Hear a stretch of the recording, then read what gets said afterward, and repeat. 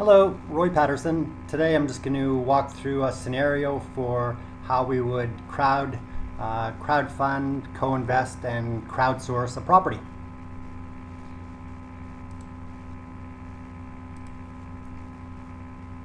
So in this scenario, Marcel, one of the members of our crowd, he finds a property that he thinks would be really good for us. He's had a look at it, thinks it meets the criteria.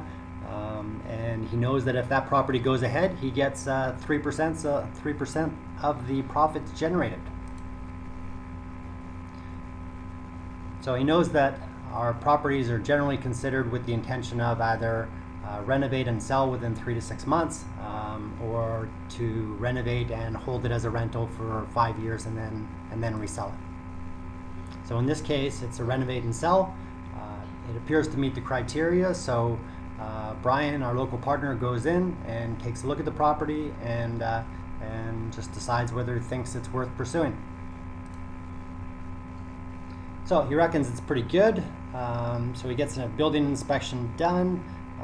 That all looks fine. So Eileen, his business partner, runs the numbers, and based on getting it for $260,000, looks like there's probably about $40,000 in gross profit to be made.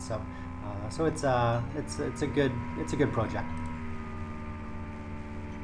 So they make a conditional offer of $255, subject to due diligence and finance, and the offer is signed back at $260, and so that's fine.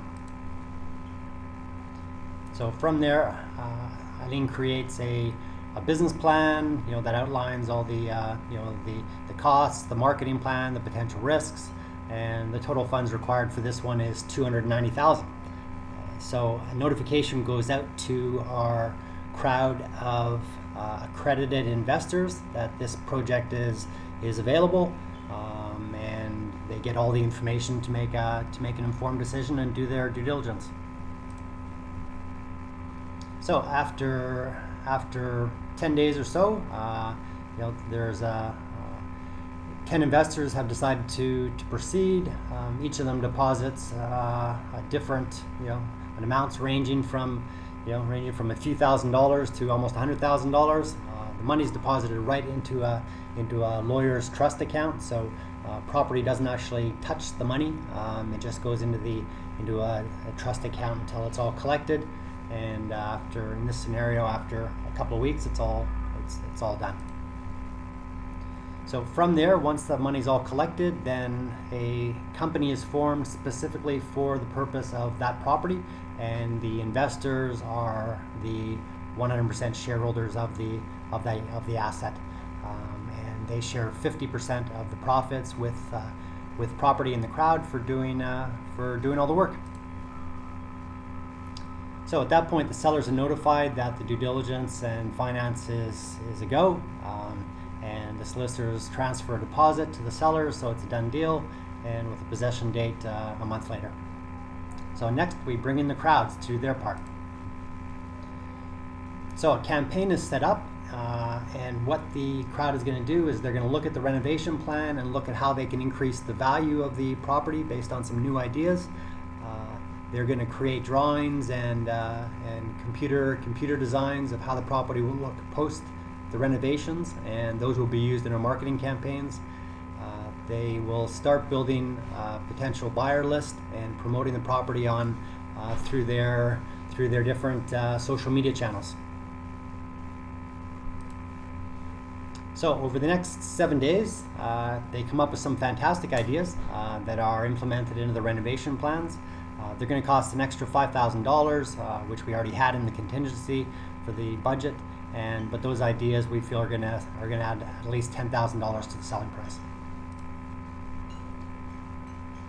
So over the next month, the social media campaign does well. They drive 10,000 visitors to our page. A couple hundred people of those register to get updates about the property, and 30 people book times to actually view the property. And within 3 weeks of taking possession and starting the renovations, we've had 3 offers on the table. The best one at $339,000, which we accept, and that shows a gross profit of $50,000. So the way that 50,000 is distributed, the investors get 50%, which works out to over a 120-day period. It's 8% overall, but it works out annually to 24% per annum, so good return. And the property and the crowd and all the partners share the other 50%. So that's 12,000 to the crowd itself, 6,000 to the local partners, Brian and Eileen, 3,000 to the provincial partner. The national partner gets 1,500, and head office gets 1,500 as well. So that's how PROPERTiii works. And thanks for watching, and I'll see you at one of our other videos. Bye for now.